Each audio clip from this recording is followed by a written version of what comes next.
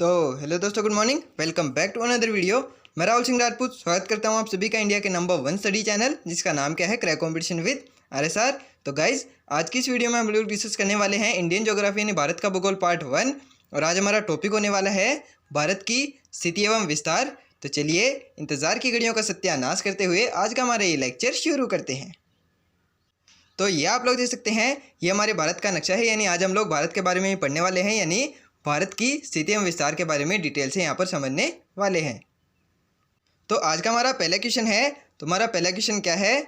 तो पहला क्वेश्चन हमारा, भारत किस उपमहाद्वीप का भाग है, यानी हमारा जो भारत देश है वो किस उपमहाद्वीप का भाग है?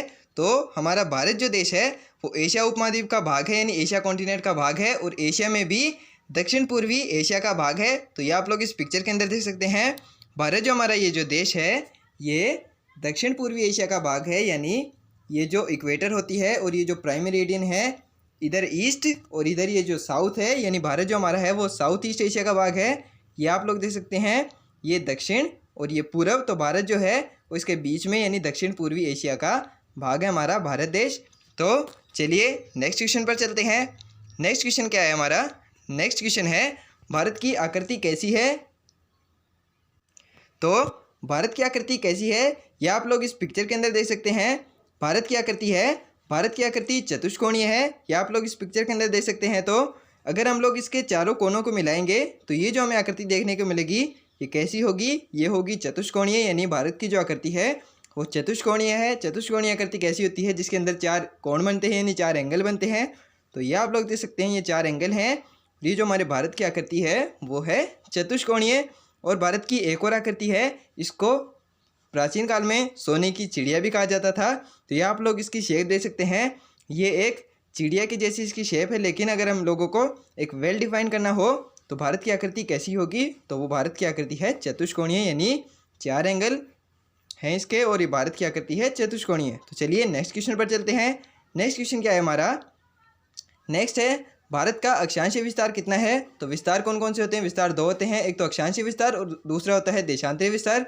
तो अभी हम लोग अक्षांशीय विस्तार समझेंगे, उसके बाद में हम लोग देशांतरीय विस्तार को भी डिटेल से समझेंगे कि देशांतरीय विस्तार कितना है भारत का।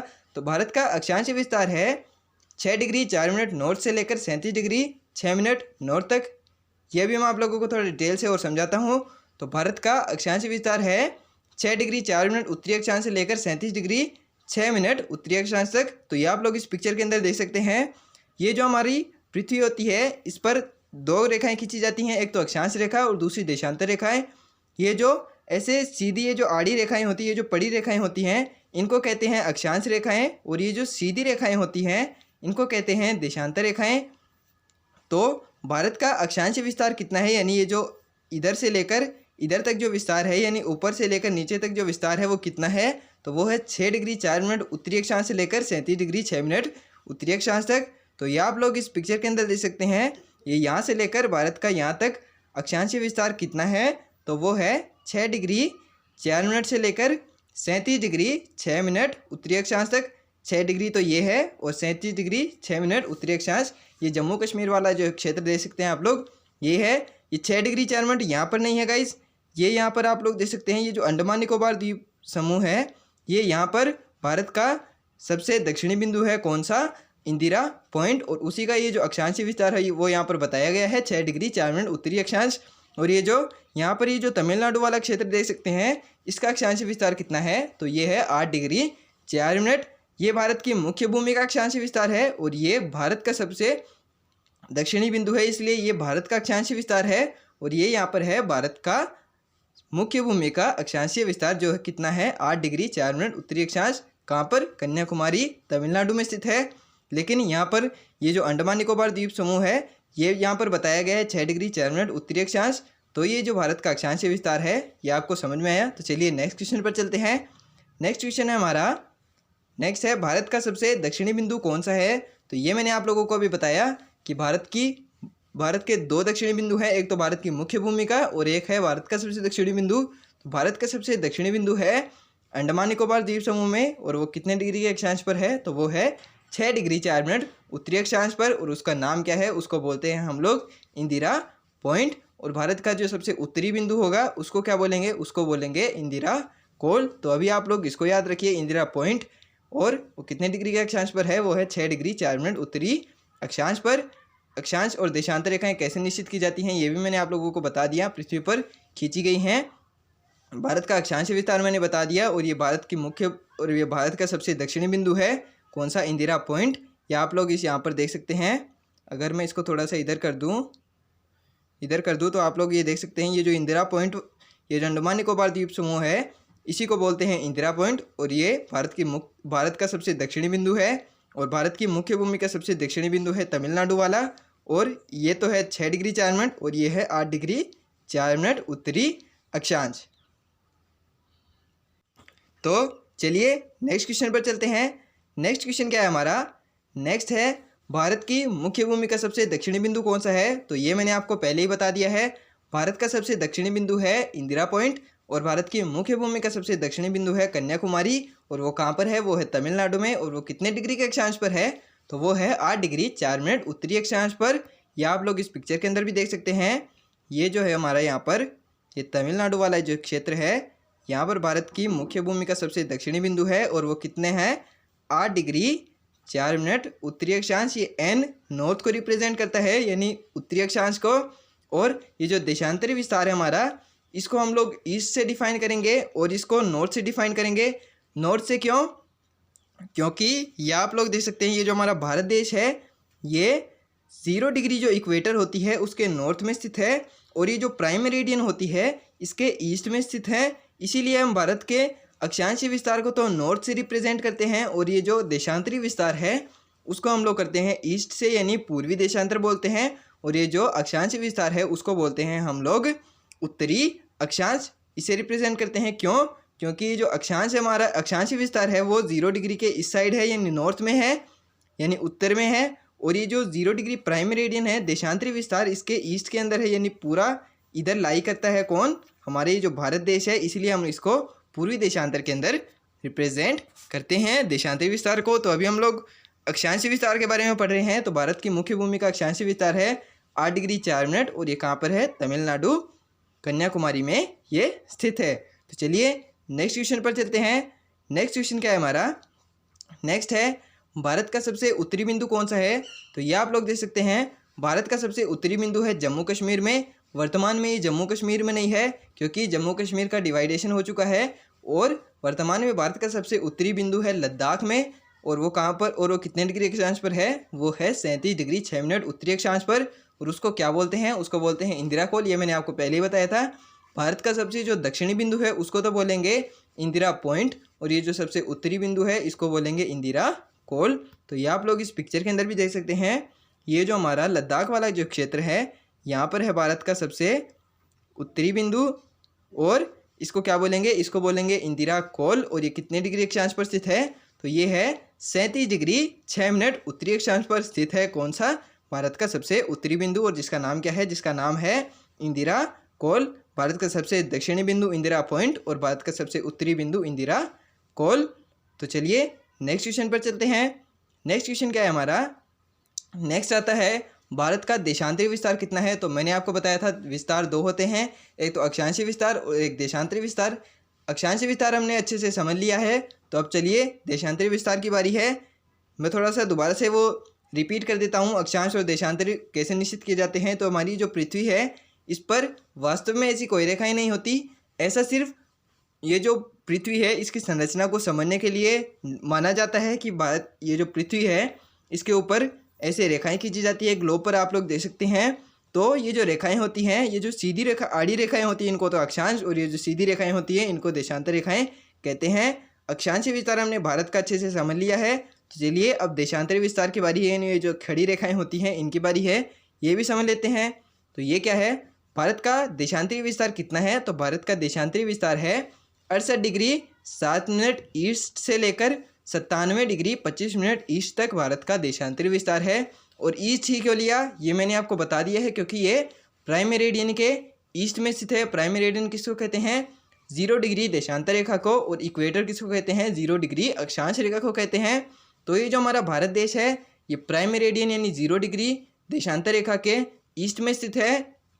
इसीलिए हम लोग इसको ईस्ट से रिप्रेजेंट करते हैं। और भारत का देशांतरी विस्तार कितना है? तो वो है 68 डिग्री 7 मिनट ईस्ट से लेकर 97 डिग्री 25 मिनट ईस्ट तक भारत का देशांतरी विस्तार है, यानी पूर्वी 68 डिग्री 7 मिनट पूर्वी देशांतर से लेकर 97 डिग्री 25 मिनट पूर्वी देशांतर तक भारत का देशांतरी विस्तार है।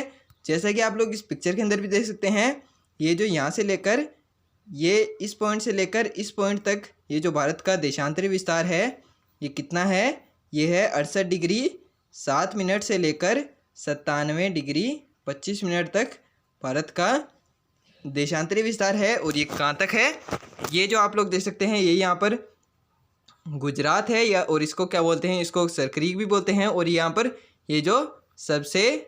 ये जो पूर्वी बिंदु है ये कहाँ पर है, ये है अरुणाचल प्रदेश में। और सबसे पश्चिमी बिंदु कहाँ पर है, सबसे पश्चिमी बिंदु है गुजरात में। इसके बारे में भी आगे पढ़ेंगे, लेकिन फिलहाल के लिए हमें देशांतरी विस्तार देखना है। तो वो कहाँ तक है, गुजरात से लेकर अरुणाचल प्रदेश तक। और कितने डिग्री अक्षांश के बीच में, 68 डिग्री 7 मिनट ईस्ट यानी पूर्वी देशांतर से लेकर 97 डिग्री 25 मिनट ईस्ट यानी पूर्वी देशांतर तक भारत का देशांतरीय विस्तार है। और ये जो आप लोग देख सकते हैं ये डिफरेंस कितना है, ये है डिफरेंस 30 डिग्री का, यानी 68 डिग्री 7 मिनट से लेकर 97 डिग्री 25 मिनट के बीच में लगभग 30 डिग्री का डिफरेंस है। इसीलिए भारत के अंदर सिर्फ एक मानक समय रेखा मानी जाती है, और बाकी जो देश होते हैं उनका देशांतरी विस्तार यानी ये जो पश्चिम से पूर्व की ओर विस्तार जो होता है वो ज़्यादा होता है। इसीलिए उनके अंदर एक से ज़्यादा अधिक टाइम जोन निश्चित किए जाते हैं, यानी टाइम जोन बनाए जाते हैं। टाइम जोन जो होता है वो 15 डिग्री के डिफरेंस तक ही काम करता है, यानी 15 डिग्री ईस्ट और 15 डिग्री वेस्ट तक। यानी ये जो भारत के बीच में से जो भारत का मानक समय गुजरता है, यानी ये जो 82.5 डिग्री ईस्ट रेखा है ये भारत का मानक समय है। और इसके 15 डिग्री ईस्ट और 15 डिग्री वेस्ट तक ये जो एक टाइम है वो माना जाएगा। अगर हम लोग इस रेखा को पार करते हैं तब हमें दूसरा टाइम मानना होगा, लेकिन भारत का जो देशांतरी विस्तार है वो 30 डिग्री के डिफरेंस के बीच में ही है। इसीलिए भारत में सिर्फ एक मानक समय रेखा मानी गई है, जबकि ये जो रशिया और यूएसए कनाडा वगैरह जो देश होते हैं इनका देशांतरी विस्तार अलग बहुत ज़्यादा होता है, यानी पश्चिम से पूर्व की ओर विस्तार बहुत अधिक होता है। इसलिए इनके अंदर एक से अधिक टाइम जोन माने जाते हैं, यानी एक ही देश के अंदर बहुत अलग अलग जगह पर अलग अलग टाइम होता है। क्यों, क्योंकि उनका देशांतरी विस्तार 30 डिग्री से ज़्यादा है, और हमारे भारत जो देश हमारा उसका देशांतरी विस्तार 30 डिग्री के बीच में ही आ जाता है। इसलिए भारत में सिर्फ एक मानक समय रेखा मानी जाती है जो भारत के बिल्कुल मध्य से गुजरती है। और वो कौन सी रेखा है, वो है 82.5 डिग्री ईस्ट रेखा, ये जो आप लोग देख सकते हैं। और वो कहाँ से गुजरती है, वो गुजरती है इलाहाबाद नैनी से होकर मिर्ज़ापुर के निकट। यानी ये जो भारत का मानक समय है ये भी देशांतर रेखा ही होगी। और ये जो जितनी भी देशांतर रेखाएं होती हैं इनको क्या कहते हैं, इनको कहते हैं मेरिडियंस, यानी इनको समय निर्धारित करने वाली रेखाएं भी कहा जाता है। इन्हीं से अलग अलग देशों का समय अलग अलग निश्चित किया जाता है। और अंतर्राष्ट्रीय जो मानक समय रेखा है वो कौन सी है, तो वो है 0 डिग्री देशांतर रेखा। और वो कहाँ से होकर गुजरती है, वो गुजरती है ग्रीनविच लंदन से होकर। और जो भारत का मानक समय है वो गुजरता है मिर्ज़ापुर के निकट इलाहाबाद नैनी से होकर भारत की मानक समय रेखा गुजरती है। इंटरनेशनल टाइमलाइन है 0 डिग्री, और भारत की जो IST है यानी इंडियन स्टैंडर्ड टाइमलाइन है वो कौन सी है, वो है 82.5 डिग्री ईस्ट। तो ये मैंने आप लोगों को थोड़ा एक्स्ट्रा नॉलेज दे दिया है। अभी हम लोग कहाँ पर थे, अभी हम लोग थे भारत के देशांतरी विस्तार पर। तो भारत का देशांतरी विस्तार है 68 डिग्री 7 मिनट ईस्ट से लेकर 97 डिग्री 25 मिनट ईस्ट तक। तो चलिए नेक्स्ट क्वेश्चन पर चलते हैं। नेक्स्ट क्वेश्चन क्या है हमारा, नेक्स्ट क्वेश्चन है, नेक्स्ट आप लोग देख सकते हैं नेक्स्ट क्वेश्चन, भारत का सबसे पूर्वी बिंदु कौन सा है। तो भारत का सबसे पूर्वी बिंदु है अरुणाचल प्रदेश, और उसका देशांतरी विस्तार कितना है, यानी 97 डिग्री 25 मिनट ईस्ट पर स्थित है भारत का सबसे पूर्वी बिंदु। और वो कहाँ पर है, वो है अरुणाचल प्रदेश में। और उसको क्या कहा जाता है, उसको हम लोग किबितु या वालांगू भी कहते हैं। तो ये आप लोग इस पिक्चर के अंदर देख सकते हैं, ये जो हमारा अरुणाचल प्रदेश है यहाँ पर भारत का सबसे पूर्वी बिंदु स्थित है। और उसको क्या कहते हैं, उसको किबितु भी कहते हैं और उसको वालांगू भी कहते हैं। गाइस मैं पहले UPSC के लिए क्लास लेकर आता था, लेकिन अभी मैं इतना थोड़ा विस्तार के अंदर जा नहीं सकता, क्योंकि ये सिर्फ ये जो कॉम्पिटिटिव एग्ज़ाम है छोटी छोटी उनके लिए मैं बना रहा हूँ। तो आप लोग को मैं थोड़ा सा और डिटेल के अंदर चला जाता हूँ, बहुत ज़्यादा डिटेल के अंदर चला जाता हूँ, तो आप लोगों के लिए बेनिफिशियल ही होगा, क्योंकि अगर हम लोग जितनी गहराई से समझेंगे उतनी चीज़ें हमें समझ में आने लगेंगी। तो चलिए देख लेते हैं भारत का सबसे पूर्वी बिंदु कौन सा है। तो भारत का सबसे पूर्वी बिंदु है अरुणाचल प्रदेश में, और वो कौन सा है, वो है किबिथु या वालांगू। और भारत का सबसे पश्चिमी बिंदु गुजरात में स्थित है और उसको बोलते हैं सरक्रीक या गौरमाता। वो हम लोग आगे पढ़ेंगे। अभी हम लोग अरुणाचल प्रदेश के बारे में पढ़ रहे हैं, तो वो कौन सा है, वो 97 डिग्री 25 मिनट ईस्ट है और इसको किबिथु या वालांगू भी कहते हैं। चलिए नेक्स्ट क्वेश्चन पर चलते हैं। नेक्स्ट क्वेश्चन है हमारा भारत का सबसे पश्चिमी बिंदु। तो भारत का सबसे पश्चिमी बिंदु कौन सा है, तो मैंने आपको बता दिया है। भारत का सबसे पश्चिमी बिंदु है गुजरात, और वो कितने डिग्री देशांतर पर स्थित है, तो वो है 68 डिग्री 7 मिनट ईस्ट पर, यानी पूर्वी देशांतर पर स्थित है, और उसको सरक्रीक या गौरमाता भी कहते हैं। यानी मैंने इनके अक्षांश और देशांतरी विस्तार तो बताए ही हैं आपको, उसके साथ उनके नाम भी बता दिए हैं कि उनको क्या क्या कहते हैं। ये भी आप लोगों से एग्जाम में पूछा जा सकता है। तो ये जो भारत का सबसे पश्चिमी बिंदु है यानी गुजरात में जो स्थित है, उसको कहते हैं सरक्रीक, या इसको गौरमाता भी पूछा जा सकता है आपसे। तो और इसका देशांतरी विस्तार भी आप लोग याद रखिएगा, तो वो कितना है, 68 डिग्री 7 मिनट ईस्ट। तो ये जो भारत का देशांतरी विस्तार है वो 68 डिग्री 7 मिनट से लेकर 97 डिग्री 25 मिनट ईस्ट तक है। ये सबसे पश्चिमी बिंदु है, ये सबसे पूर्वी बिंदु है। ये कहाँ पर है, ये अरुणाचल प्रदेश में है, ये गुजरात में है। इसको कहते हैं किबिथु या वालांगू, और इसको कहते हैं सरक्रीक। और ये जो भारत का सबसे दक्षिणी बिंदु, ये नहीं है, भारत का सबसे दक्षिणी बिंदु इधर इंदिरा, ये जो अंडमान निकोबार द्वीप समूह है यहाँ पर है, और उसको कहते हैं इंदिरा पॉइंट। और ये जो भारत का सबसे उत्तरी बिंदु है वो कहाँ पर है, वो है लद्दाख के अंदर, और उसका देशांतरी विस्तार कितना है, तो वो है 37 डिग्री 6 मिनट पर, और उसको कहते क्या है, उसको कहते हैं इंदिरा कॉल। तो ये मैंने आप लोगों को देशांतरीय और अक्षांशीय विस्तार समझा दिया है बहुत ही डिटेल से। चलिए नेक्स्ट क्वेश्चन पर चलते हैं। नेक्स्ट क्या है हमारा, नेक्स्ट है भारत का स्थलाकृत मानचित्र कौन सा संगठन बनाता है, यानी जो भारत का मैप है वो कौन सा संगठन बनाता है, कौन सी ऑर्गेनाइजेशन बनाती है। तो ये आप लोग देख सकते हैं, सर्वे ऑफ इंडिया जो है वो भारत का नक्शा बनाती है। यानी ये जो भारत का नक्शा आप लोग देख सकते हैं, ये कौन बनाता है, ये बनाता है सर्वे ऑफ इंडिया। तो चलिए नेक्स्ट क्वेश्चन पर चलते हैं। नेक्स्ट क्वेश्चन क्या है हमारा, भारत की सबसे उत्तरी बिंदु से लेकर दक्षिणी बिंदु तक की दूरी कितनी है, यानी ये जो आप, और वो कितनी है, 3214 किलोमीटर। या आप लोग इस पिक्चर के अंदर देख सकते हैं, यानी ये जो भारत का सबसे उत्तरी बिंदु और ये जो सबसे दक्षिणी बिंदु है, इसके बीच की दूरी, सबसे दक्षिणी बिंदु आप लोग याद रखिएगा ये है। तो ये जो दूरी है ये कितनी है, यानी ये जो सबसे उत्तरी बिंदु है और सबसे दक्षिणी बिंदु है, इसके बीच की दूरी कितनी है, तो वो है 3214 किलोमीटर। यानी ये जो आप लोग देख सकते हैं, भारत के सबसे दक्षिणी बिंदु और सबसे उत्तरी बिंदु के बीच की जो दूरी है वो कितनी है, वो है 3214 किलोमीटर। और भारत की सबसे पूर्वी बिंदु से लेकर सबसे पश्चिमी बिंदु तक की दूरी कितनी है, तो वो है 2933 किलोमीटर। तो ये आप लोग देख सकते हैं, ये भारत का सबसे पश्चिमी बिंदु है और ये भारत का सबसे पूर्वी बिंदु है, तो इसके बीच की दूरी कितनी है, ये है 2933 किलोमीटर। यानी ये जो भारत का सबसे उत्तरी और दक्षिणी बिंदु है, इसके बीच की तो 3214 किलोमीटर, और ये जो भारत का सबसे पश्चिमी और सबसे पूर्वी बिंदु है, इसके बीच की दूरी है 2933 किलोमीटर। और अक्षांशीय और देशांतरी विस्तार मैंने आपको पहले बता दिए हैं, तो इनको आप लोग जरूर से याद रखिएगा, ये आपसे एज इट इज़ आपके एग्जाम में पूछे जा सकते हैं। तो चलिए नेक्स्ट क्वेश्चन पर चलते हैं। नेक्स्ट क्वेश्चन क्या है हमारा, नेक्स्ट है भारत का कुल क्षेत्रफल कितना है।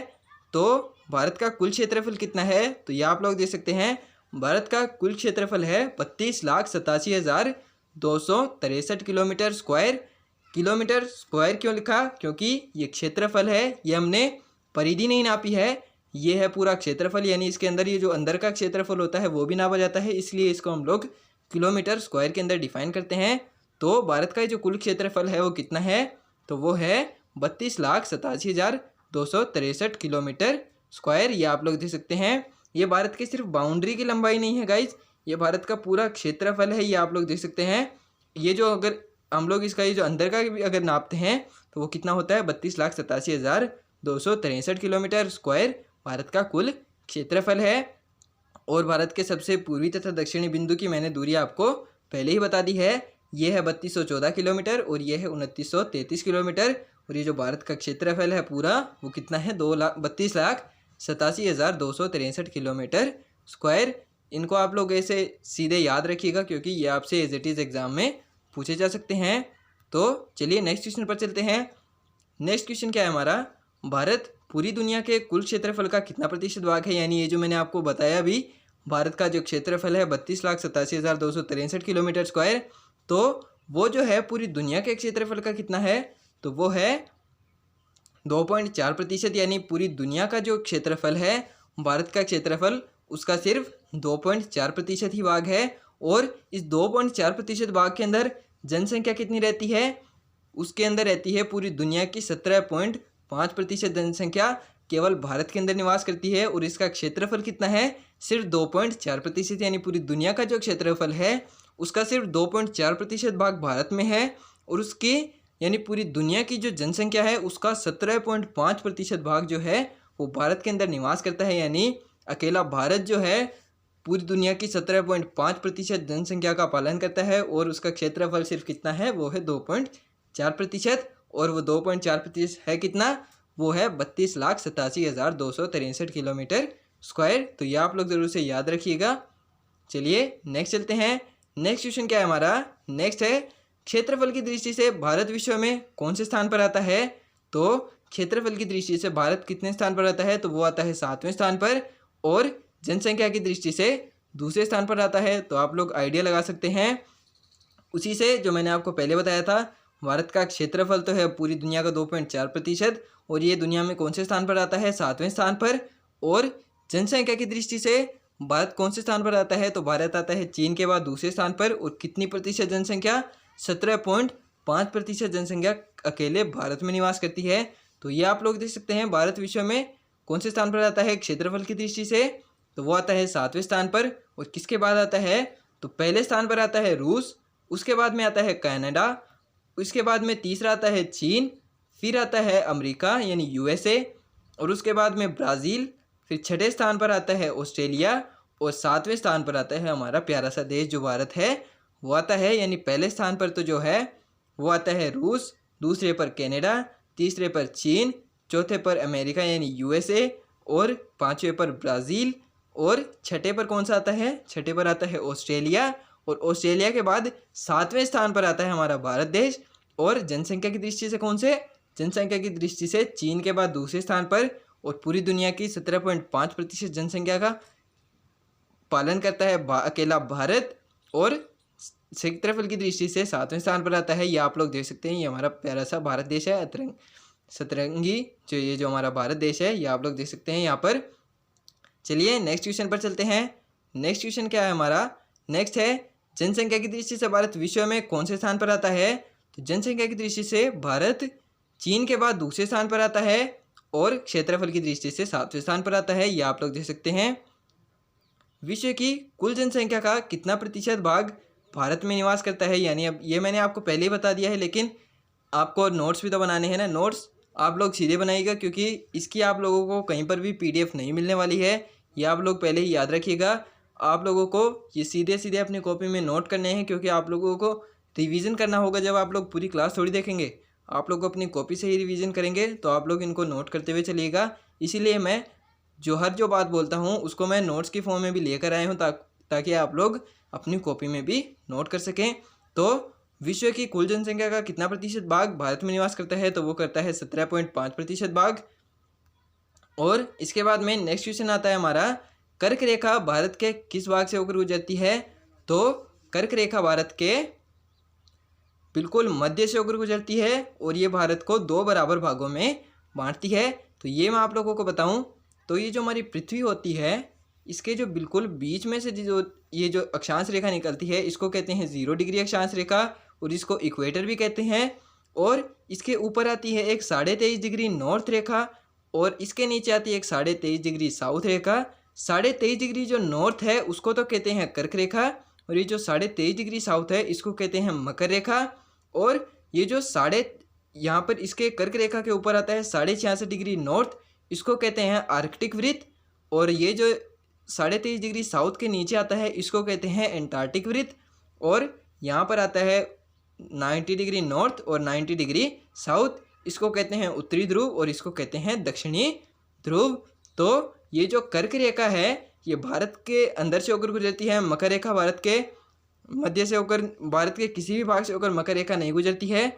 भारत के अंदर से सिर्फ कर्क रेखा गुजरती है और वो कहाँ से गुजरती है, तो वो गुजरती है भारत के बिल्कुल मध्य से। ये आप लोग देख सकते हैं, यहाँ से होकर गुजरती है भारत कर्क रेखा, और ये भारत को दो बराबर भागों में बांटती है, एक तो नॉर्थ हेमिस्फेयर और एक साउथ हेमिस्फेयर, यानी उत्तरी गोलार्ध और पश्चिमी गोलार्ध। उत्तरी और पश्चिमी भाग में, उत्तरी और दक्षिणी भाग में बांटती है कौन सी रेखा, वो बांटती है कर्क रेखा। तो आप लोग देख सकते हैं कर्क रेखा भारत के कितने राज्यों से होकर गुजरती है, तो कर्क रेखा भारत के 8 राज्यों से होकर गुजरती है। और वो कौन कौन से राज्य हैं, तो वो राज्य हैं, ये आप लोग देख सकते हैं। हाँ, ये आगे आएगा वो क्वेश्चन, भारत के कितने राज्यों से होकर गुजरती है। ये तो था भारत के कितने राज्यों से होकर गुजरती है, तो वो गुजरती है भारत के 8 राज्यों से होकर। और वो कौन कौन से राज्य हैं जिनसे होकर कर्क रेखा गुजरती है, तो वो है GRMC झपत्रिमी। तो ये इनको याद करनी एक ट्रिक है, ये थोड़ा सा छोटा लिखा गया है, तो ये मैं थोड़ा जूम कर देता हूँ आपके लिए। तो कर्क रेखा है जो भारत के 8 राज्यों से होकर गुजरती है, और वो कौन कौन से राज्य हैं, तो उनको याद करने की एक ट्रिक है। तो वो ट्रिक क्या है, तो वो ट्रिक है GRMC झपत्रिमी। इससे कैसे याद होगा, तो इससे याद होगा G से तो गुजरात, R से राजस्थान, M से मध्य प्रदेश, C से छत्तीसगढ़, J से झारखंड, B से पश्चिम बंगाल, त्रि से त्रिपुरा और मी से मिजोरम। तो ये मैं आप लोगों के लिए आगे नोट भी करके लाया हूँ, तो टेंशन लेने की बिल्कुल ज़रूरत नहीं है, ये मैंने आपको ट्रिक समझा दी है। तो कर्क रेखा भारत के 8 राज्यों से होकर गुजरती है, और वो कौन कौन से राज्य हैं, GRMC झपत्रिमी। और इससे याद कैसे होगा, तो G से गुजरात, R से राजस्थान, M से मध्य प्रदेश, C से छत्तीसगढ़, J से झारखंड, B से पश्चिम बंगाल, त्रि से त्रिपुरा और मी से मिजोरम। तो ये जो भारत के 8 राज्य हैं, इनसे होकर कर्क रेखा गुजरती है। ये आप लोग देख सकते हैं, ये कर्क रेखा जो है ये इधर G से गुजरात, M से मध्य प्रदेश, R से राजस्थान, ये थोड़ा सा गलत हो गया है, ये G से गुजरात, R से राजस्थान, M से मध्य प्रदेश, ये C से छत्तीसगढ़, ये फिर झारखंड, फिर पश्चिम बंगाल, फिर त्रिपुरा और ये फिर मिजोरम। यहाँ से होकर ये कर्क रेखा जो है वो गुजरती है, और ये भारत के बिल्कुल मध्य से होकर गुजरती है, और ये भारत को दो बराबर भागों में बांटती है, एक तो उत्तरी भाग और एक दक्षिणी भाग में बांटती है। कौन सी रेखा, कर्क रेखा। चलिए नेक्स्ट क्वेश्चन पर चलते हैं। नेक्स्ट क्या है हमारा, नेक्स्ट है भारत का मानक समय रेखा कौन सी रेखा को माना जाता है, तो भारत का मानक समय है वो 82.5 डिग्री ईस्ट को माना जाता है, यानी 82.5 डिग्री पूर्वी जो देशांतर है उसको भारत का मानक समय माना जाता है, और उसको IST भी बोलते हैं, यानी इंडियन स्टैंडर्ड टाइमलाइन भी बोलते हैं। तो इंडियन स्टैंडर्ड टाइमलाइन का कॉन्सेप्ट मैंने आपको पहले ही अच्छे से समझा दिया था कि भारत का मानक समय कौन सी रेखा को माना जाता है, तो वो है 82.5 डिग्री ईस्ट। और इंटरनेशनल जो टाइमलाइन है, यानी पूरे विश्व की जो अंतर्राष्ट्रीय मानक समय रेखा है वो कौन सी है, वो है 0 डिग्री देशांतर रेखा, और उसको बोलते हैं प्राइम मेरिडियन। उसको ग्रीनविच मेरिडियन भी बोलते हैं।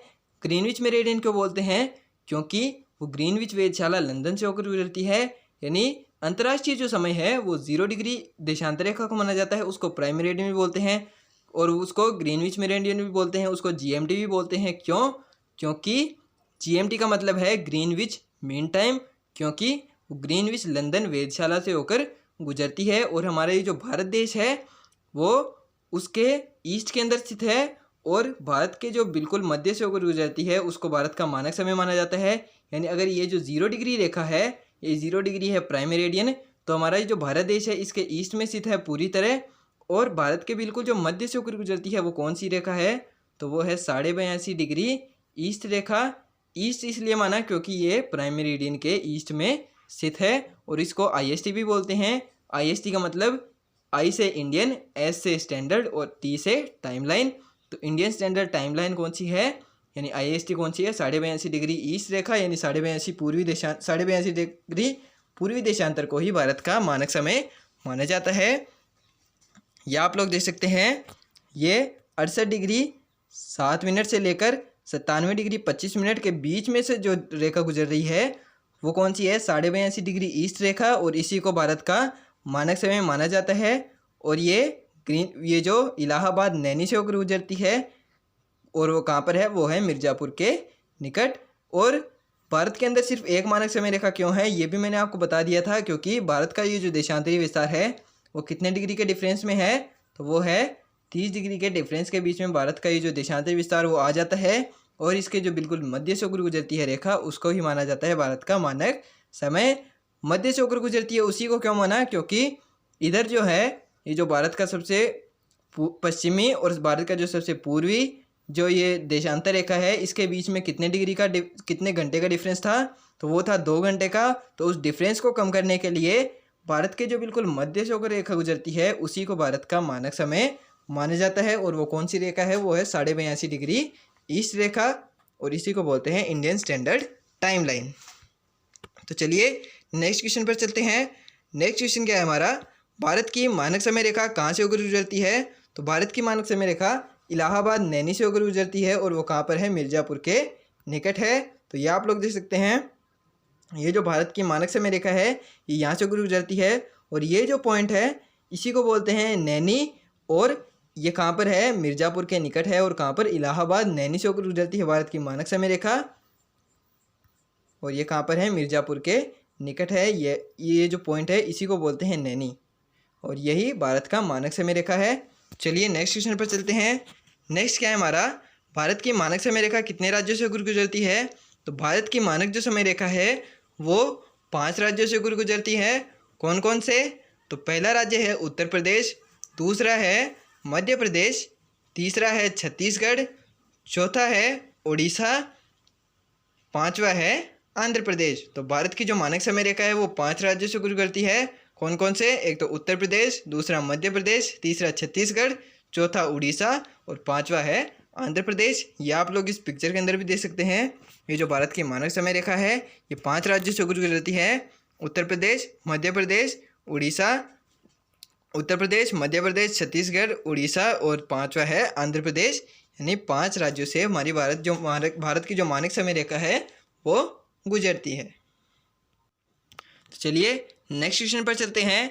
नेक्स्ट क्या है हमारा, नेक्स्ट क्वेश्चन है भारत का मानक समय ग्रीनविच के समय से कितना आगे है। तो ग्रीनविच का समय कितना है, तो वो 0 डिग्री देशांतर रेखा है, वो मैंने बता दिया है। तो भारत का जो मानक समय है वो ग्रीनविच के समय से 5.5 घंटे आगे है, यानी 5 घंटा 30 मिनट आगे है। प्लस का मतलब है आगे, यानी 5 घंटा 30 मिनट आगे है किससे, जीएमटी से। जीएमटी कौन सी, ग्रीनविच मीन टाइम। और ग्रीनविच मीन टाइम किसको कहते हैं, 0 डिग्री देशांतर रेखा को, उसको प्राइम मेरिडियन भी कहते हैं। और वो कहाँ से गुजरती है, तो वो गुजरती है ग्रीनविच वेधशाला लंदन से होकर। यानी वो जो जीएमटी का समय है वो कहाँ का समय होगा, वो लंदन का समय होगा। यानी भारत का जो समय है वो लंदन के समय से 5 घंटा 30 मिनट आगे होगा। और एक जो समय है वो 15 डिग्री के, ये जो कोई भी देशांतर रेखा होती है अगर ये किसी देश का स्टैंडर्ड टाइम है तो इसके 15 डिग्री ईस्ट और 15 डिग्री वेस्ट में वही समय माना जाएगा। और अगर हम लोग इस 15 डिग्री के डिफरेंस को पार करते हैं तब हमें दूसरा समय मानक समय रेखा माननी होगी। लेकिन भारत का जो देशांतरी विस्तार है वो 30 डिग्री के डिफरेंस के बीच में आ जाता है, यानी 15 इधर और 15 इधर। तो भारत में सिर्फ एक मानक समय रेखा है। और ये जो और देश होते हैं बड़े बड़े जैसे यूएसए, कनाडा वगैरह जो देश होते हैं, रशिया वगैरह, उनके अंदर 1 से अधिक मानक समय रेखाएं माननी पड़ती हैं। रूस के अंदर 9 मानक समय रेखाएं हैं। और ये जो यूएसए और कनाडा हैं, ये जो दोनों देश हैं, इनके अंदर कितनी मानक समय रेखाएं हैं, तो इनके अंदर हैं 5 मानक समय रेखाएं और रूस में 9 मानक समय रेखाएं हैं। रूस में पहले 11 मानक समय रेखाएं हुआ करती थी। कब, जब रूस जो है वो यूएसएसआर था, यानी सोवियत संघ था, जब रूस के अंदर 11 मानक समय रेखाएं हुआ करती थी। लेकिन वो जो जितनी ज़्यादा मानक समय रेखाएं होंगी, जितने भी ज़्यादा समय होंगे अलग अलग, उतना ही हमें मुश्किलों का सामना करना पड़ता है। इसीलिए 2 मानक समय रेखाओं को रूस के अंदर कम किया गया है। और वर्तमान में रूस के अंदर कितनी मानक समय रेखाएं हैं, तो वो है 9 मानक समय रेखाएं। और यूएसए और कनाडा के अंदर है 5 मानक समय रेखाएं। और भारत में जो है वो एक ही मानक समय रेखा है, और वो कौन सी है, 82.5 डिग्री ईस्ट रेखा। और ये जो 0 डिग्री यानी जीएमटी है, इससे भारत का मानक समय कितना आगे है, तो वो है 5 घंटा 30 मिनट आगे। तो ये आप लोग देख सकते हैं, ये जो हमारी ये 0 डिग्री है और ये कहाँ से होकर गुजरती है, तो ये ग्रीनविच वेधशाला लंदन से होकर गुजरती है। और ये आप लोग देख सकते हैं, ये हमारा भारत देश है, ये यहाँ पर भारत देश है। और इसके बिल्कुल मध्य से होकर जो गुजर रही है वो कौन सी है, वो 82.5 डिग्री ईस्ट रेखा है।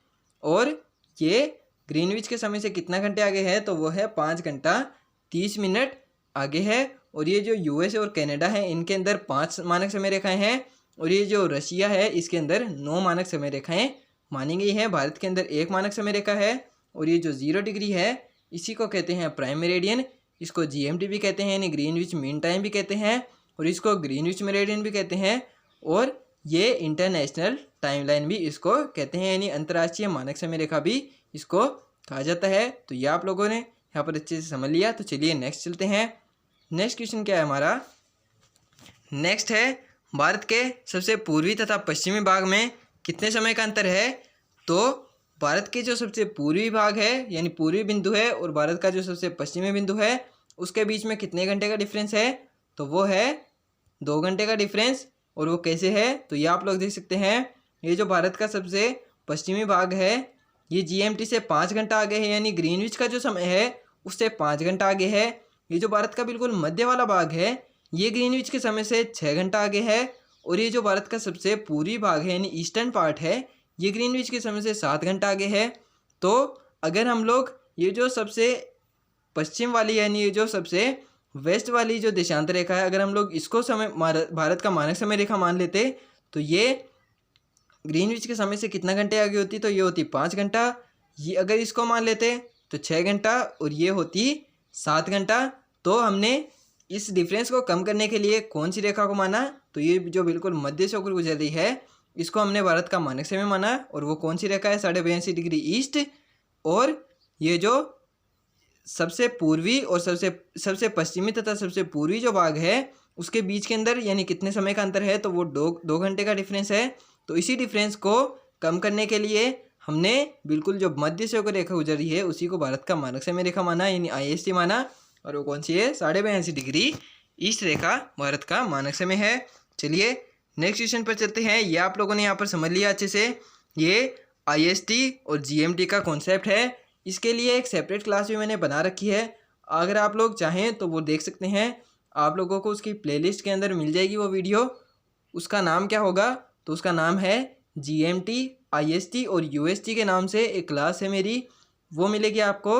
जीके जीएस इंपॉर्टेंट टॉपिक नाम से एक प्लेलिस्ट बनी हुई है, उसके अंदर आप लोग देख सकते हैं। और उसके अंदर आप लोग ये जो जीएसटी, आईएसटी, यूएसटी ये जो जितनी भी देशांतर रेखाएँ हैं, जितने भी मानक समय हैं, टाइम जोन्स हैं, ये कैसे बनाए जाते हैं उसकी आप लोगों को एक सेपरेट क्लास मिल जाएगी। तो वो आप लोगों को प्लेलिस्ट के अंदर मिल जाएगी। उसकी प्लेलिस्ट की लिंक आप लोगों को या तो डिस्क्रिप्शन में मिल जाएगी या आप लोग देख सकते हैं मेरे चैनल पर जाकर प्लेलिस्ट वाले सेक्शन में।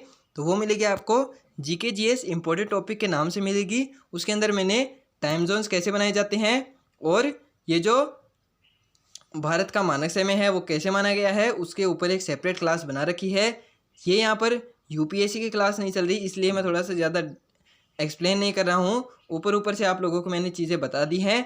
तो ये आप लोग अगर आप लोगों को और ज़्यादा गहराई में समझना है ये जो टाइम कॉन्सेप्ट कैसे बनाए जाते हैं तो वो आप लोग उस क्लास के अंदर समझ सकते हैं। वैसे मैंने आप लोगों को यहाँ पर बहुत ही डिटेल से समझा दिया है कि भारत का मानक समय कैसे माना जाता है, लेकिन ज़्यादा टाइम वेस्ट करना सही नहीं होगा। चलिए आगे बढ़ते हैं।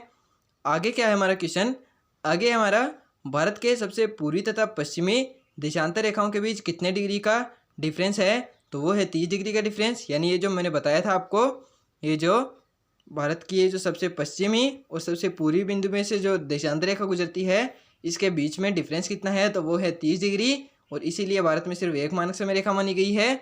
और अगर ये 30 डिग्री से ज़्यादा डिफरेंस होता तो हमें दूसरी मानक समय रेखा भी माननी पड़ती, कहाँ पर, भारत के अंदर। तो चलिए नेक्स्ट क्वेश्चन पर चलते हैं। कर्क रेखा तथा भारत की मानक समय रेखा कहाँ पर एक दूसरे को काटती है। यानी मैंने जो कर्क रेखा आपको बताई थी 23.5 डिग्री नॉर्थ रेखा, और ये जो भारत की मानक समय रेखा है 82.5 डिग्री ईस्ट रेखा। तो ये जो दोनों रेखाएं हैं ये एक दूसरे को जहाँ पर काटती हैं वो कौन सा क्षेत्र है, तो वो है कर्क रेखा तथा भारत की मानक समय रेखा मध्य प्रदेश तथा छत्तीसगढ़ की सीमा के पास एक दूसरे को काटती हैं। यानी मध्य प्रदेश और ये जो छत्तीसगढ़ की जो सीमाएं हैं यानी उनकी जो बाउंड्री है उनके आसपास जो है कर्क रेखा तथा भारत की मानक समय रेखा एक दूसरे को काटती है। और मध्य प्रदेश में कौन सा क्षेत्र है, तो मध्य प्रदेश में सिंगरौली वाला क्षेत्र तथा छत्तीसगढ़ में कोरिया वाला क्षेत्र है, जहाँ पर कर्क रेखा तथा भारत की मानक समय जो रेखा है यानी आईएसटी 82.5 डिग्री ईस्ट, और ये जो कर्क रेखा है 23.5 डिग्री नॉर्थ रेखा, ये एक दूसरे को काटती है। मध्य प्रदेश में सिंगरौली तथा छत्तीसगढ़ में कोरिया वाला जो क्षेत्र है, यानी इनकी जो बाउंड्री वाला क्षेत्र है वहाँ पर ये एक दूसरे को दोनों रेखाएं काटती हैं। चलिए नेक्स्ट क्वेश्चन पर चलते हैं। नेक्स्ट क्वेश्चन क्या है हमारा? नेक्स्ट है भारत की स्थलीय सीमा की लंबाई कितनी है? यानी भारत की जो ये जो बाउंड्री है, यानी ये जो भारत हमारे जो देश है, ये जो दूसरे देशों के साथ सीमा बनाता है, ये कितनी है? तो ये है 15,200 किलोमीटर। यानी भारत की जो कुल बाउंड्री की लंबाई है वो कितनी है? तो वो है 15,200 किलोमीटर।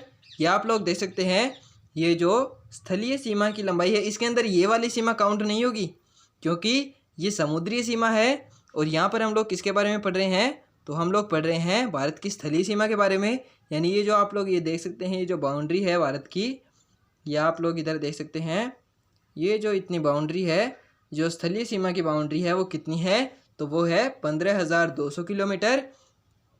और भारत कितने देशों के साथ सीमा बनाता है? तो भारत 7 देशों के साथ सीमा बनाता है। तो 7 से आप लोग याद कर सकते हैं कि भारत 7 देशों के साथ सीमा बनाता है। तो 7 से याद हो जाएगा कि भारत 7 देशों के साथ सीमा बनाता है। वो कौन कौन से के साथ बनाता है वो हम लोग आगे पढ़ेंगे, लेकिन फिलहाल के लिए आप लोग ये जान लीजिए कि ये जो भारत की बाउंड्री की लंबाई है, ये जो आप लोग इधर देख सकते हैं, ये कितनी है? तो ये है 15,200 किलोमीटर। चलिए इसके बारे में और डिटेल से पढ़ लेते हैं। आगे क्या दिया हुआ है? भारत कितने देशों के साथ स्थलीय सीमा का निर्माण करता है? तो भारत जो हमारा देश है वो 7 देशों के साथ सीमा का निर्माण करता है। ये थोड़ा सा छोटा आ गया है, तो मैं थोड़ा सा जूम करके दिखाऊं तो भारत जो हमारा देश है वो 7 देशों के साथ सीमा बनाता है। कौन कौन से? तो वो बनाता है, एक तो इसको याद करने की एक ट्रिक है, तो वो भी आप लोग देख सकते हैं। तो इसको याद करने की ट्रिक क्या है? तो इसको याद करने की ट्रिक है बचपन MBA। ब से क्या होगा? बचपन MBA से याद कैसे होगा इसको? ये जो स्थलीय सीमा की किस किस देश के साथ बनाता है तो वो कैसे याद होगा? तो वो ऐसे याद होगा कि ब से तो बांग्लादेश, च से चीन, प से पाकिस्तान, न से नेपाल। ये आप लोग देख सकते हैं। मैं थोड़ा सा शुरू से बताता हूँ आपको।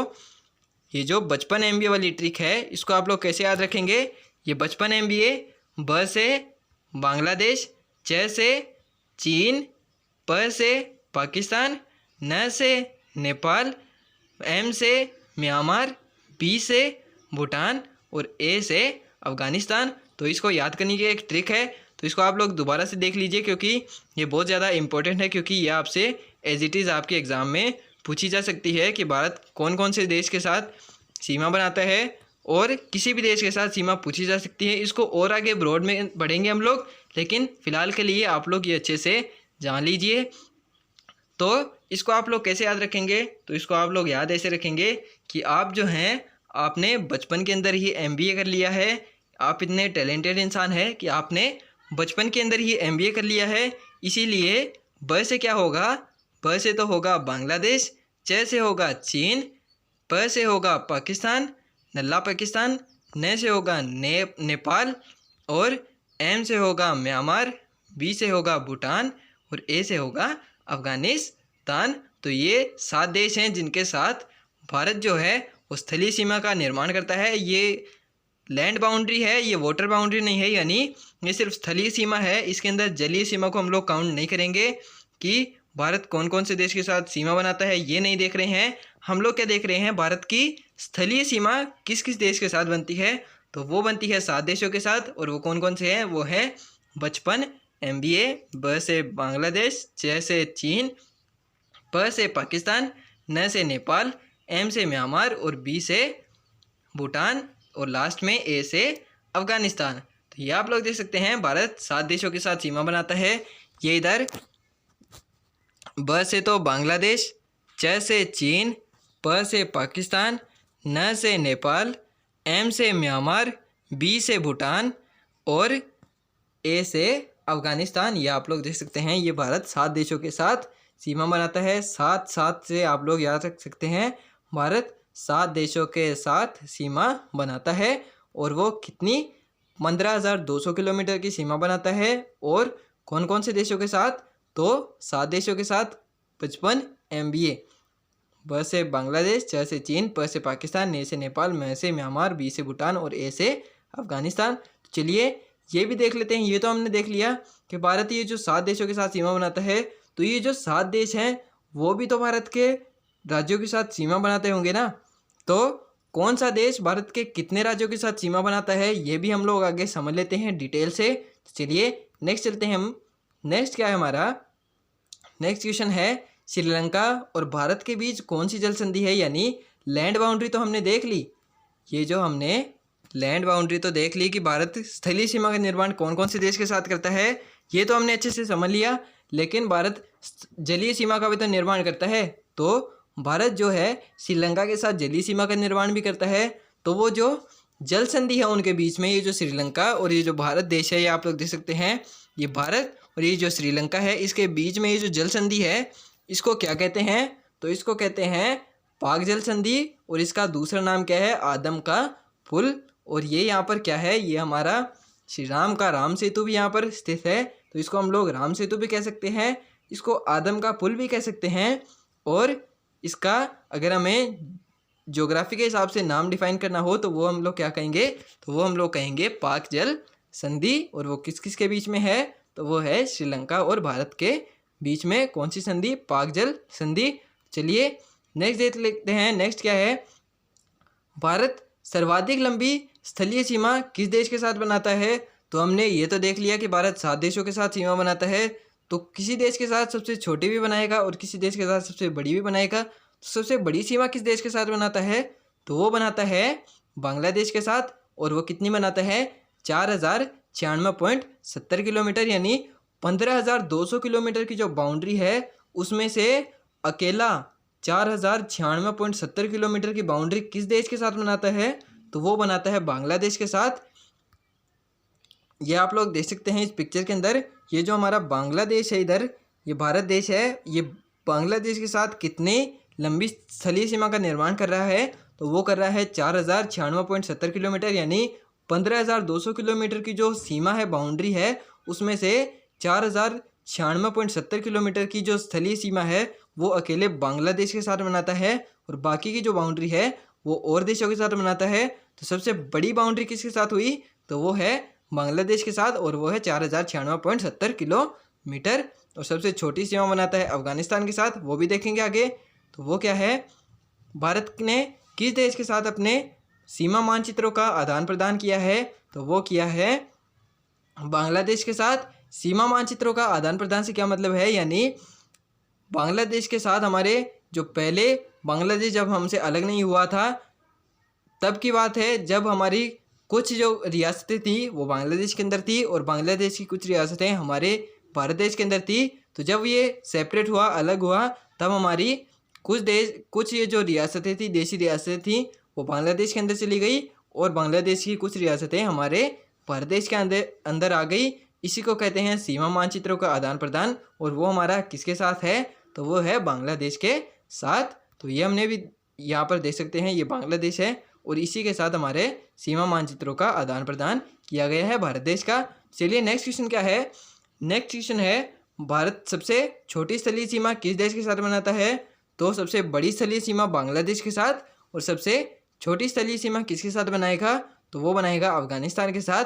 ये आप लोग देख सकते हैं इधर, ये अफगानिस्तान जो देश है इसके साथ सबसे छोटी स्थलीय सीमा, और ये जो बांग्लादेश है इसके साथ सबसे बड़ी स्थलीय सीमा इधर आप लोग देख सकते हैं, ये अफगानिस्तान। देखने में तो इसकी स्थलीय सीमा ज़्यादा लगती है, लेकिन है वास्तव में बांग्लादेश की। और वो क्यों है? क्योंकि ये जो आप लोग इसकी ये जो सर्करी का आकृति देख सकते हैं, ये जो यहाँ पर अलग अलग जगह पर बहुत ज़्यादा घुमाव देखने को मिलते हैं, इसी के कारण बांग्लादेश के साथ भारत की स्थलीय सीमा ज़्यादा है। किसके मुकाबले? और देशों के मुकाबले। और सबसे छोटी स्थलीय सीमा किसकी है? तो वो है अफगानिस्तान की। और सबसे बड़ी स्थलीय सीमा बांग्लादेश की 4096.70 किलोमीटर। और ये जो अफगानिस्तान है इसके साथ कितनी है? इसके साथ है 106 किलोमीटर, यानी बांग्लादेश के साथ तो 4096.70 किलोमीटर की है। और ये जो अफगानिस्तान है इसके साथ सिर्फ कितनी है? इसके साथ है सिर्फ 106 किलोमीटर की बाउंड्री बनाता है भारत। भारत 7 देशों के साथ सीमा बनाता है, सबसे बड़ी बांग्लादेश के साथ और सबसे छोटी अफगानिस्तान के साथ बनाता है।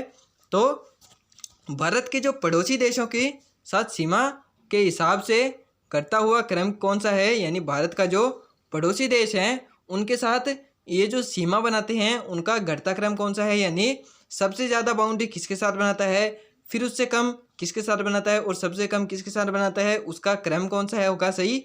तो उसका सही क्रम मैंने आपको पहले ही बताया था, जो ट्रिक मैंने बताई थी आपको, ये जो इनको याद करने की ट्रिक मैंने बताई थी, ये जो 7 देश हैं इनको याद करने की एक ट्रिक बताई थी बचपन MBA, तो उसके हिसाब से इसका घटता हुआ क्रम कौन सा होगा, इसका घटता हुआ क्रम भी वही होगा बचपन MBA।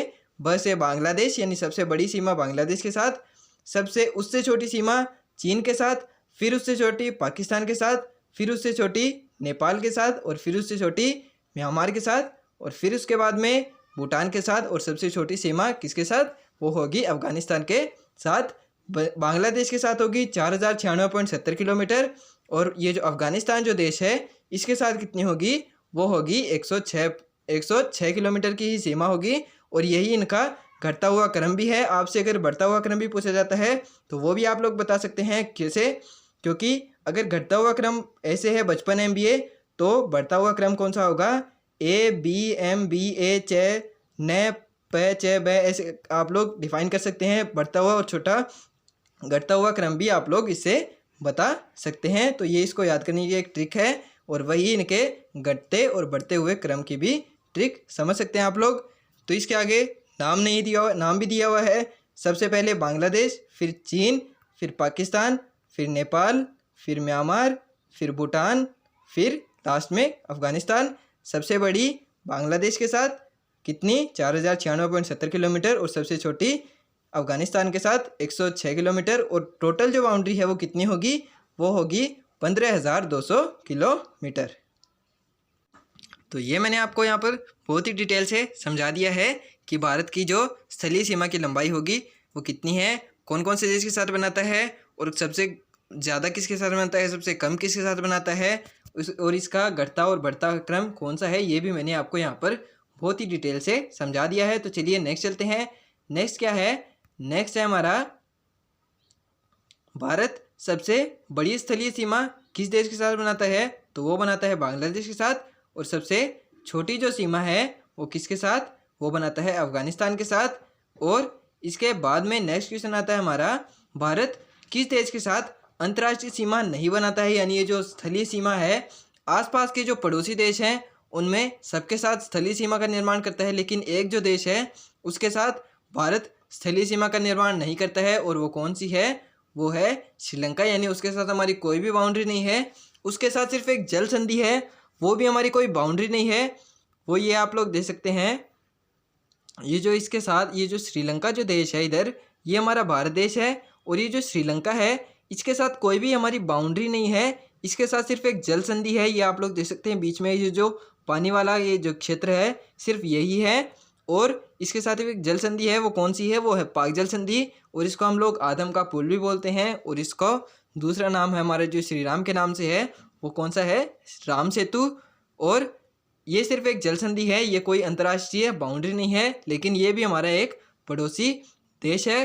पड़ोसी देश तो वैसे 7 हैं, लेकिन ये भी हमारा पड़ोसी देश है, लेकिन इसके साथ कोई भी अंतर्राष्ट्रीय सीमा भारत नहीं बनाता है। भारत अंतर्राष्ट्रीय सीमा सिर्फ 7 राज्यों के साथ, 7 देशों के साथ बनाता है और वो मैंने आपको बता दिया है बचपन MBA। तो चलिए नेक्स्ट चलते हैं। नेक्स्ट क्वेश्चन क्या है, पाक जल डमरू मध्य यानी पाक जल संधि कौन कौन से देशों के बीच में है, तो वो मैंने अभी आपको बताया, तो वो है भारत और श्रीलंका के बीच पाक जल संधि है। और इसको क्या बोलते हैं, इसको पाक जल डमरू मध्य भी बोलते हैं। इस पे आप लोगों को ध्यान देने की ज़्यादा ज़रूरत है, क्योंकि ये आपसे पाक जल संधि नहीं पूछेगा, क्योंकि अगर उसको क्वेश्चन घुमाना होगा, यानी एग्जामिनर जो होगा अगर वो क्वेश्चन को घुमाना चाहे तो वो पाक जल संधि की जगह पाक जल डमरू मध्य भी लिख सकता है। तो ये जो इसका दूसरा नाम है इस पे भी आप लोग फोकस करिएगा, क्योंकि ऐसे ही क्वेश्चंस एग्ज़ाम में घुमा दिए जाते हैं और आप लोग वहाँ पर फंस जाते हैं, जबकि आप लोगों को उसका आंसर आता रहता है, फिर भी आप लोग गलत कर देते हैं। क्यों, क्योंकि उसके जो अलग नाम होते हैं वो आप लोगों को पता नहीं होते और आप लोग गलत टिक करके आ जाते हैं। तो आप लोग इसके जो दूसरे नाम हैं इन पर भी ध्यान रखिएगा। इसको पाक जो जल संधि है, पाक जल संधि, इसको पाक जल डमरू मध्य भी कहते हैं। और ये कौन कौन से देशों के बीच में है? तो ये है भारत और श्रीलंका के बीच में। तो चलिए नेक्स्ट क्वेश्चन पर चलते हैं। नेक्स्ट क्वेश्चन है हमारा, भारत पाकिस्तान और बांग्लादेश के साथ कौन सी सीमा का निर्माण करता है? तो भारत जो देश है वो पाकिस्तान और बांग्लादेश जो है उसके साथ रेड क्लिफ रेखा का निर्माण करता है। यानी भारत पाकिस्तान और जो बांग्लादेश के साथ सीमा का निर्माण करता है उसको एक नाम दिया गया है, और वो कौन सी रेखा है? तो उसको कहते हैं रेड क्लिफ लाइन। ये आप लोग देख सकते हैं, ये जो भारत है ये पाकिस्तान और ये जो बांग्लादेश के साथ जो सीमा का निर्माण करता है उसको एक नाम दिया गया है, और उसका नाम क्या है? उसको बोलते हैं रेड क्लिफ लाइन। यानी ये जो भारत की जो सीमा है पाकिस्तान के साथ और ये जो बांग्लादेश के साथ जो सीमा है उसको बोलते हैं रेड क्लिफ लाइन। इसके बाद में नेक्स्ट है, भारत अफगानिस्तान के साथ कौन सी सीमा का निर्माण करता है?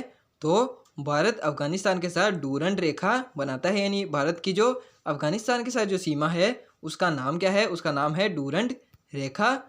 ये आप लोग देख सकते हैं, ये जो अफगानिस्तान है इसके साथ जो भारत ये जो सीमा बनाता है इसका नाम क्या है? इसका नाम है डूरंड रेखा। तो चलिए नेक्स्ट चलते हैं। नेक्स्ट क्या है, भारत चीन के साथ कौन सी सीमा का निर्माण करता है? तो वो करता है मैकमोहन रेखा। ये तो आप लोगों ने बहुत बार सुना होगा।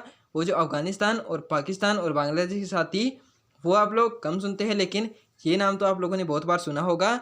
ये जो चीन के साथ भारत जो सीमा बनाता है उसका नाम क्या है? उसका नाम है मैकमोहन रेखा। तो ये आप लोगों ने समझ लिया कि पाकिस्तान, अफगानिस्तान और बांग्लादेश तथा चीन के साथ जो सीमा होती हैं उनका अलग अलग नाम दिया गया है, और ये जो चीन के साथ सीमा बनाता है भारत उसको क्या नाम दिया गया है? उसको दिया गया है मैकमोहन रेखा। तो चलिए नेक्स्ट चलते हैं।